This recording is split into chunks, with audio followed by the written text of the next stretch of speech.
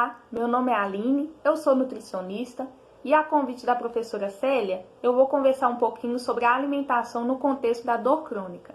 Agradeço o convite e aí eu vou trazer um questionamento para vocês. Quem aí está comendo mais na pandemia? Isso é uma coisa bastante comum, a maioria de nós tem aumentado a ingestão calórica e reduzido a atividade física, o que consequentemente leva ao aumento de peso.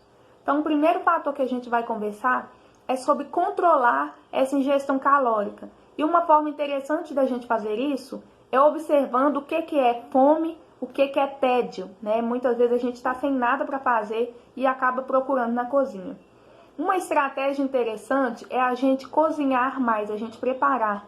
Tem alguns trabalhos que inclusive trazem que quanto mais a gente se envolve com o alimento, né, o processo de preparação, ele reduz a ingestão calórica. Isso porque parece que nós temos uma percepção maior sobre o valor nutricional de um alimento quando a gente prepara ele. E aí, quando a gente compra, por exemplo, um salgado, um bolo pronto, a gente acaba ingerindo mais. Então, esse processo de preparação ele é muito importante no controle da saciedade e também no controle da ingestão. Um outro ponto é compreender que a obesidade ela é naturalmente um processo que leva a uma inflamação crônica de baixo grau. Então, a dor ela também está associada à inflamação. A gente não quer piorar a inflamação num quadro de dor. Alguns trabalhos trazem que o controle do IMC pode reduzir em até 10% a sensação de dor.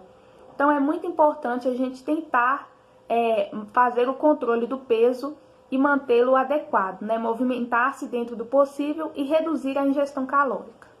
Um outro ponto muito importante é a gente considerar quais alimentos que pioram o estado inflamatório.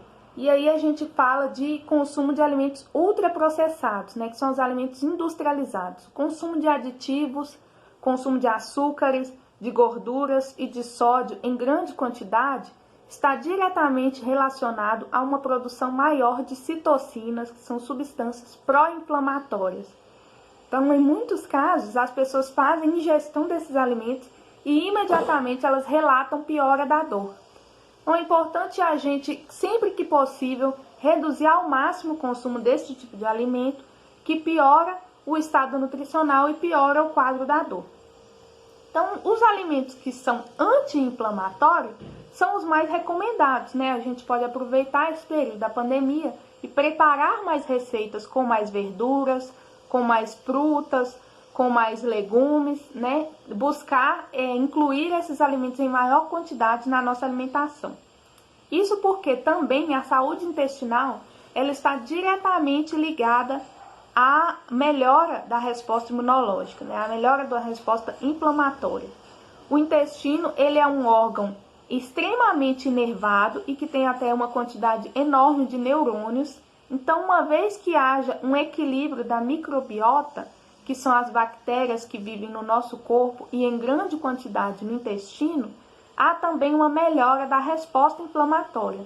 Então, alguns trabalhos também trazem que o consumo regular de fibras, né, provenientes desses alimentos que eu já falei, das frutas, das verduras, o consumo de iogurtes, o baixo consumo de carne, né, não aumentar tanto o consumo de carne e de carboidratos refinados, ele melhora a saúde intestinal e, consequentemente, a resposta inflamatória.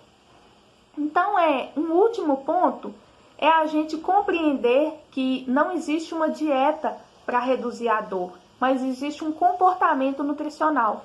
Né? Muitas vezes a gente lança mão de utilização de suplementação como ômega 3, né? Alguns trabalhos trazem bons resultados, a gente também vê isso na prática clínica, mas o mais importante é buscar ter uma alimentação adequada, né?